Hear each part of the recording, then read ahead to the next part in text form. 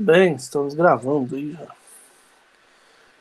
Na aula de hoje nós vamos fazer duas coisas, né? Nós vamos andar um pouquinho aqui com os slides e nós vamos assistir. Ué, Giovanni, você está pedindo para entrar de novo? Quem que é, será? Tá. Nós vamos caminhar com os slides, nós vamos assistir aqui uma pregação do pastor Nicodemos sobre a importância da igreja. E aí vocês vão fazer um trabalho para mim em cima dessa pregação, né? Vocês vão. Ué, Sanivaldo, você está conectado em dois computadores? Como assim? Ele entra com meu nome, por isso que entra duas Giovânia. Não, mas tá com o Anivaldo e com o celular, velho. Tá com dois, velho.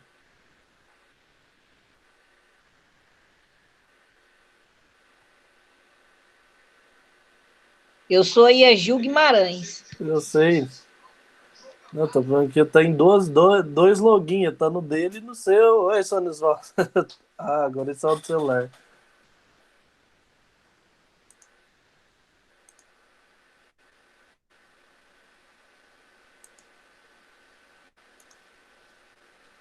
Tudo bem. Então, estava dizendo que nós vamos assistir essa pregação e vocês vão fazer um trabalho avaliativo para mim, provavelmente o último da matéria, né, onde vocês vão fazer um resumo da pregação, os principais pontos, e vão apresentar esses pontos para mim na próxima aula, certo? Além de me enviar um arquivo, vocês também vão apresentar esses pontos para mim na próxima aula. Depois eu vou abrir no Ava uma coisa para vocês mandar todos os arquivos que eu que eu tive feito. Enfim, vou deixar um aberto para você mandar tudo que você acha que ele mandou, ou que às vezes eu esqueci de abrir para mandar e vocês já têm pronto. Então, depois eu vou fazer isso lá quando eu tiver com mais tempo. Agora eu estou correndo com as provas aí de outra escola, então tá bem corrido. Certo? Então vamos lá. 8h40, né? Já esperamos 10 minutinhos. Vamos que vamos. A palavra que nós vamos assistir vai falar sobre a importância da igreja. E uma das importâncias da igreja é entender que existe uma autoridade sobre ela, né? Para entender o quão importante a igreja é, você precisa entender que existe uma autoridade de Deus concedida à igreja. A igreja tem autoridade na terra, né? Não é simplesmente um local religioso. Deus deu autoridade à igreja. É por isso que nós precisamos entender a importância da igreja, que vai vir aí na pregação, porque, de fato, não é só o fato de irmos aos cultos, participarmos da igreja, buscarmos a salvação. A igreja também tem autoridade dada por Deus, né? E nós vamos discorrer um pouquinho sobre isso. Então, vamos lá. Autoridade da igreja. Em que é baseada a autoridade que a igreja exerce sobre a terra? Muito bem. Então, primeira coisa que nós estamos presumindo aqui é que a igreja tem uma autoridade na terra. Agora, se a igreja tem autoridade na terra, é por quê? É porque ela é feita por homens? Ou Deus deu essa autoridade à igreja? Vamos caminhar em relação a isso para tentar desvendar, então, essa questão. Se a igreja tem uma autoridade para exercer na terra, quem é que deu essa capacidade, ou quem é que deu essa autoridade para a igreja? Isso é muito importante nós entendermos. Então vamos lá, continuando aqui. Primeiro, então, em que é baseada a autoridade que a igreja exerce sobre a terra? Primeiro, na autoridade que Cristo recebeu do Pai, Mateus 28:18. Jesus é a autoridade suprema no mundo por meio da igreja. Então presta atenção que Cristo ele tinha autoridade na terra, né, enquanto estava aqui. E ele dá essa autoridade para a igreja o representa aqui na terra. Então, Jesus é a autoridade suprema do mundo por meio da igreja. Se a gente vai ali em Mateus 28:18, deixa eu abrir aqui para mostrar para vocês. Quando a gente vai em Mateus 28:18, a gente começa a entender essa autoridade que nos é dada enquanto igreja por sermos representantes de Jesus Cristo aqui na Terra. Então, deixa eu abrir aqui. Mateus 28, 18.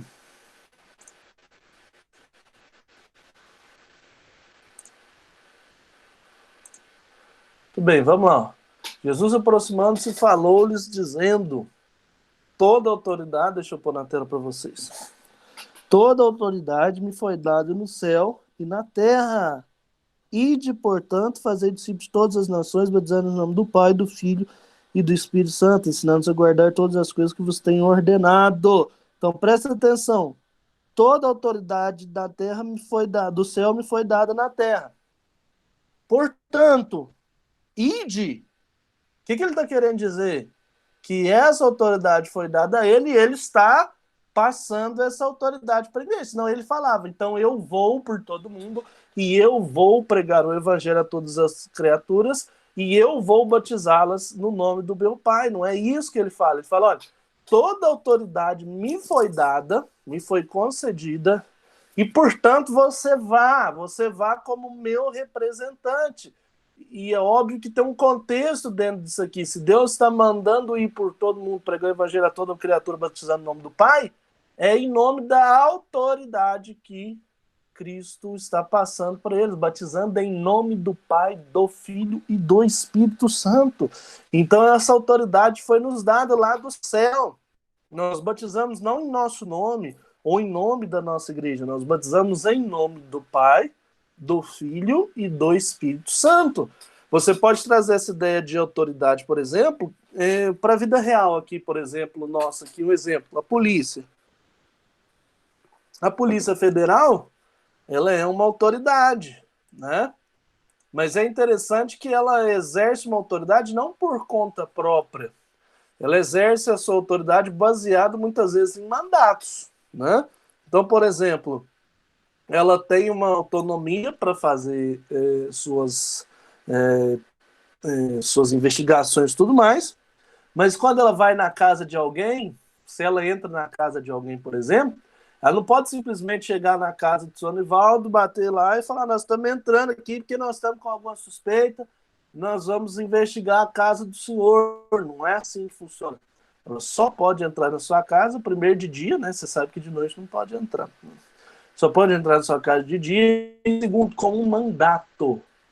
Mandato expedido por um juiz. Então, quando ele vai lá e fala, estamos aqui em nome do juiz fulano de tal, com um mandato para poder investigar aqui a sua casa. Aconteceu isso hoje lá, por exemplo, o juiz do Supremo lá, o carequinho lá, não sei das quantas, Alexandre de Moraes, mandou a polícia ir na casa de algumas pessoas. E aí não depende se a polícia queria ir ou não.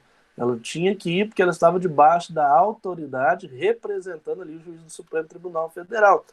E aqui é a mesma coisa, só que o nosso Supremo Tribunal aqui é dos céus, né? A autoridade foi dada a Deus, assim como o juiz tem autoridade, e, portanto, Deus nos envia, Jesus nos envia a pregar em nome do Pai, batizar as pessoas em nome do Pai, do Filho e do Espírito Santo, né? Então, nós temos uma autoridade que foi dada pelo Espírito Santo para nós, né? Por Jesus e pelo próprio Pai, uma autoridade, então, que vem dos céus. Essa autoridade nos foi dada, isso é muito interessante, né? Quando nós analisamos isso, a gente começa a perceber. Nós somos, então, como se fosse a Polícia Federal, né? Quando nós não vamos porque nós temos autoridade, ou porque no seu nome você vai pregar e as coisas vão acontecer, não. Quando você prega para alguém, quando você batiza alguém, aquilo ali tem autoridade dada do céu, certo? Esse versículo é muito legal. Para que Deus ia falar que a autoridade dos céus foi dada a ele e para a gente, né? Se não tivesse relação uma frase com a outra, ele não ia falar que a autoridade lhe foi dada, né? Automaticamente aqui está inferida a ideia de que a autoridade foi dada a Jesus e ele transferiu essa autoridade para nós. Então, Jesus é a autoridade suprema no mundo por meio de quem? Por meio da igreja. Então, assim como um juiz não vai bater na sua casa para poder investigar, para poder te levar para algum lugar, Jesus, literal, não vai descer lá do céu e vai bater na casa de alguém e falar, vim pregar para você. Não. A autoridade nos foi dada, né? Ele exerce a sua autoridade através de nós, pregando o evangelho para as pessoas, certo? Então, nós somos a Polícia Federal do Céu, só um exemplo simples para você entender a ideia que eu estou querendo abordar aqui. Muito bem, vamos continuar. Em que é baseada a autoridade que a igreja exerce sobre a terra? Né?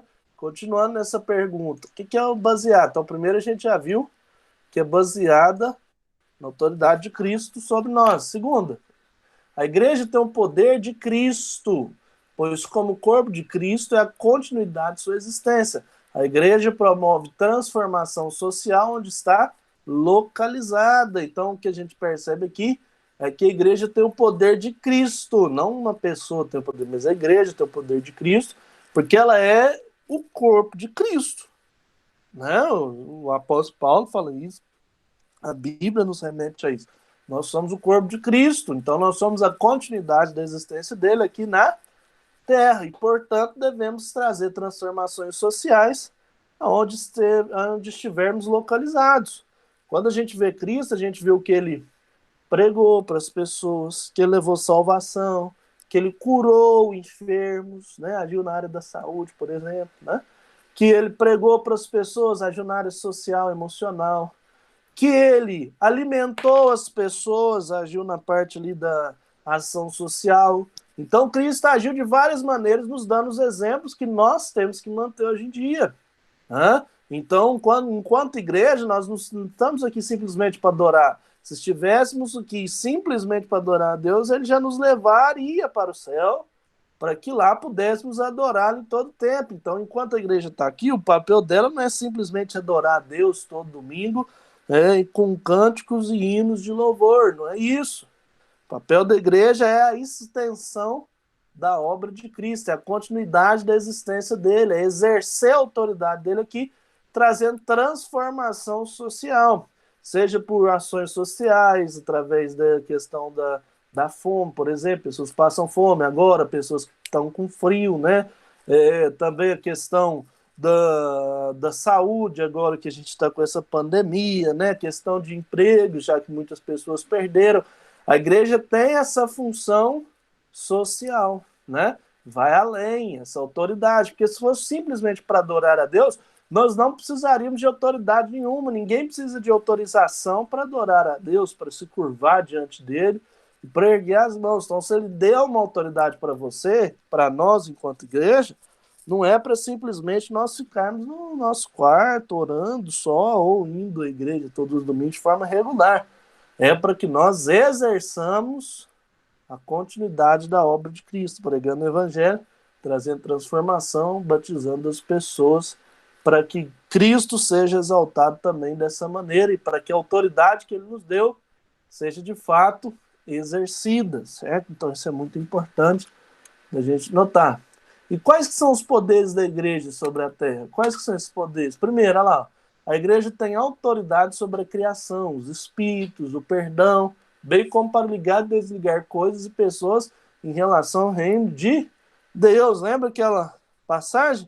O que ligares na terra será ligado nos céus, e o que desligares na terra também será desligado nos céus. Então a igreja tem autoridade. Olha Deus falando, né? Que a nossa autoridade faz com que coisas aconteçam até no reino, né? Até no reino dos céus.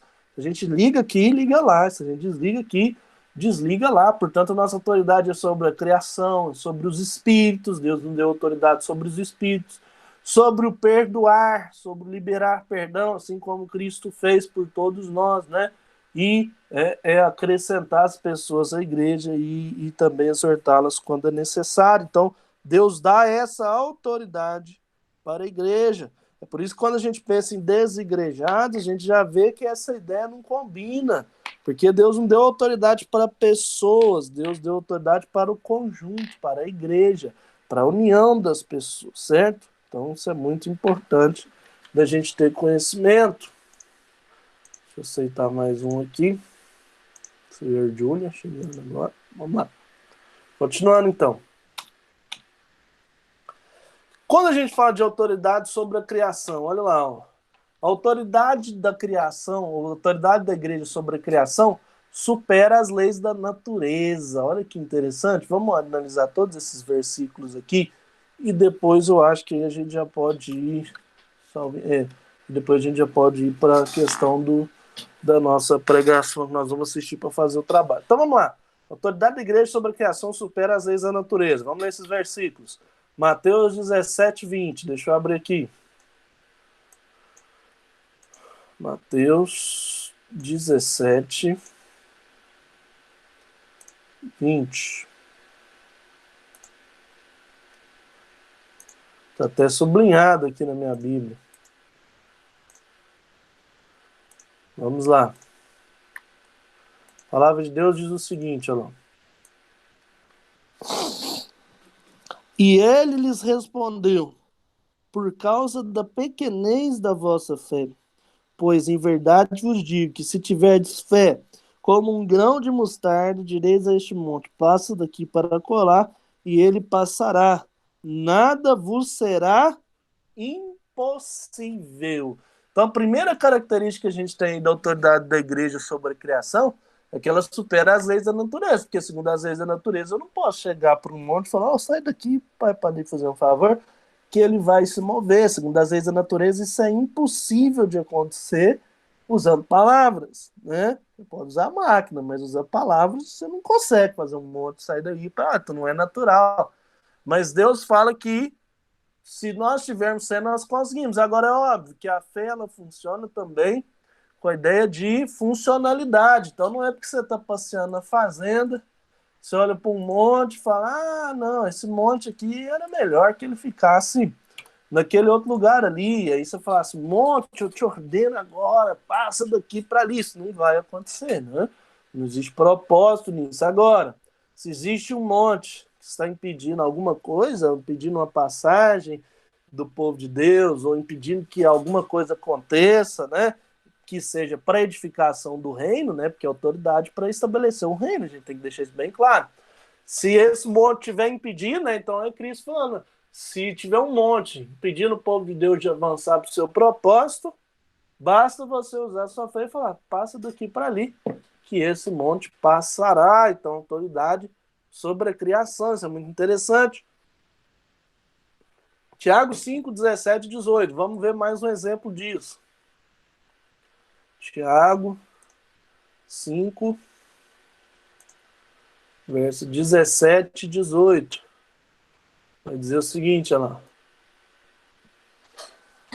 Elias era um homem semelhante a nós, sujeito aos mesmos sentimentos, e orou com instância para que não chovesse sobre a terra. E por 3 anos e 6 meses não choveu. E orou de novo, E orou de novo. E o céu deu chuva, e a terra fez germinar seus frutos. Então ele dando aqui, um exemplo da autoridade que Deus nos dá através de Elias aqui, Elias orou, não chove, e por 3 anos não choveu. Lógico, tinha um propósito. Elias não simplesmente virou e falou, tô cansado de chuva, esse trem de chuva eu não gosto. Deus, põe 3 anos aí sem chuva, porque eu não gosto de chuva. Não, existia um propósito naquilo que Elias estava fazendo. E ele orou, e a chuva não veio. E depois ele orou novamente, também com um propósito, né? E com fé, porque a gente percebe, ele ficava perguntando para o rapaz, né, e aí, você está vendo alguma coisa? Não. Né? Tá vendo alguma coisa? Ele continuou orando, com perseverança, né? Não aconteceu na primeira. Orou. E o rapaz falou, né? Eu vejo uma pequena nuvem do tamanho da mão de um homem. E isso já era um sinal que a chuva de Deus ia vir, e a chuva de Deus veio. Então é muito impressionante essa autoridade que Deus dá à igreja em relação à criação. E muitos de nós não fazemos qualquer uso disso ou simplesmente ignoramos essa prerrogativa, né? Às vezes deixamos a racionalidade tomar completamente conta do nosso pensamento e esquecemos que Deus nos deu essa autoridade sobre a criação. Próximo, Josué 10, do 12 ao 14. Vamos ver mais um exemplo dessa autoridade sobre a criação. Josué, capítulo 10, dos versos 12 a 14. Vamos ler aqui então. Então Josué falou ao Senhor no dia em que o Senhor entregou os amorreus nas mãos dos filhos de Israel, e disse na presença dos israelitas: Sol, detém-se em Gibeão, e tu, lua, no vale de Aijalon. E o sol se deteve e a lua parou, até que o povo se vingou de seus inimigos. Não está isso escrito no livro dos justos? O sol, pois, se deteve no meio do céu e não se apressou a pôr-se, quase um dia inteiro. Não houve dia semelhante a este, nem antes, nem depois dele, tendo o Senhor assim atendido à voz do homem, porque o Senhor pelejava por Israel. Muito bem, aqui é óbvio que com o nosso ensinamento, né, nosso entendimento da ciência, a gente sabe que isso aqui está mal traduzido, né? Que o Sol não parou nem a Lua, o Sol principalmente ele não parou, porque o Sol já está parado, né? Então o que parou, né? Se você usar um pouquinho de inteligência interpretativa, entendeu? O que parou foi a Terra, né? A oração do homem, a Terra literalmente parou para que o homem pudesse pelejar ali, pediu a Deus e aconteceu. Tinha uma razão, tinha um motivo ali, né? Estava numa batalha, não era simplesmente que eu queria tomar um sol, aproveitar mais a praia. Tinha uma razão por trás daquilo ali. E a Terra parou. E a Terra parar é um evento, meu amigo, bem drástico de isso acontecer, né? A Terra parece que está parada, né? Porque nós estamos em cima dela.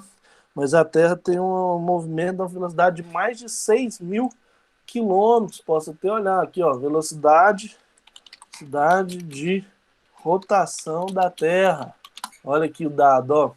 A Terra gira a 1.675 quilômetros por hora, certo? Então, ela, para dar uma volta inteira, né? Ela gira a 1.675 quilômetros por hora. E quando ali os homens fizeram a oração, fez a oração, a Terra simplesmente parou.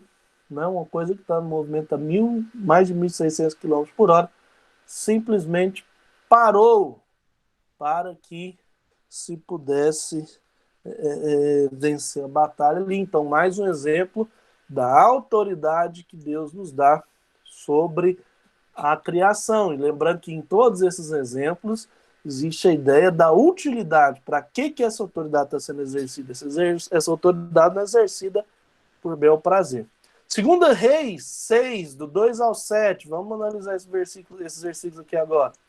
Segunda Reis, capítulo 6, verso 2 ao 7. Vamos lá. Muito bem. Vamos, pois, até o Jordão, tomemos de lá cada um de nós uma viga e construamos um lugar que habitemos. Respondeu Elide, disse um, serve-te e de ires com os teus servos. Ele tornou, eu irei. E foi com eles. Chegando ao Jordão, cortaram madeira.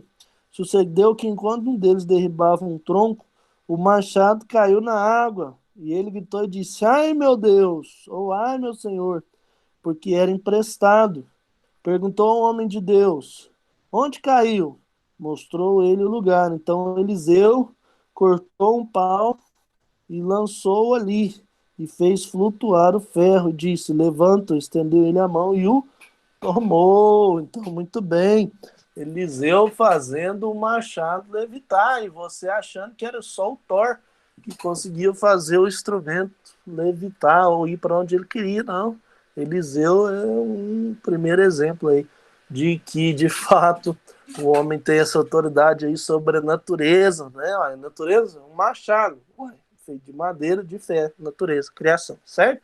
Então, mais um exemplo, com um propósito, machado é emprestado, isso poderia gerar uma série de confusões, e ali Deus então moveu a natureza em si para que aquilo pudesse ser revertido. Isso é muito interessante, às vezes falta muita fé para nós hoje em dia, né?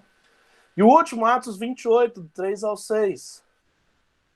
Atos 28, dos versos 3 ao 6. Vamos lá.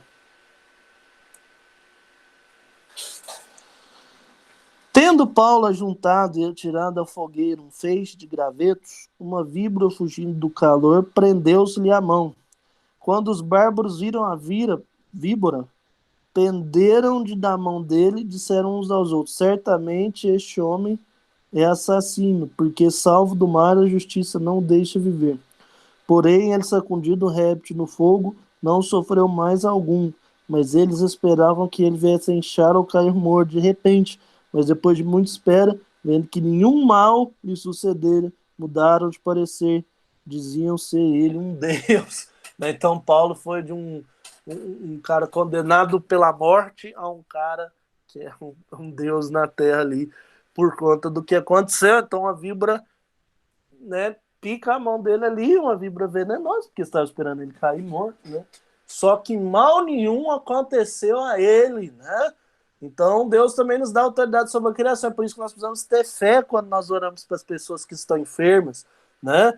Às vezes a pessoa sofreu uma picada de cobra, às vezes a pessoa está passando por alguma doença, né? Se nós tivermos fé, a criação se move, mas precisa existir um propósito. Por trás de todos esses versículos que dão esse exemplo, a gente enxerga um propósito de Deus. Então, uma das autoridades que Deus dá à igreja é em relação à criação.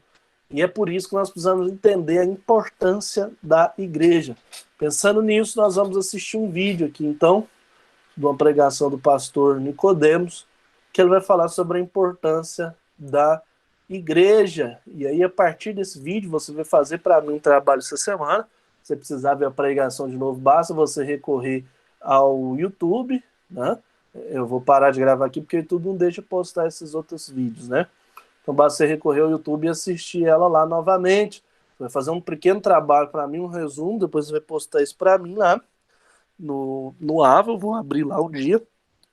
E na próxima semana você vai me apresentar um resumo dos principais pontos que você achou da pregação, certo? Então, se você já for anotando aí os pontos principais que o pastor for falando ali, você já vai adiantar bastante o seu trabalho, certo? Então, eu vou parar a gravação porque a pregação não pode ficar nesse vídeo.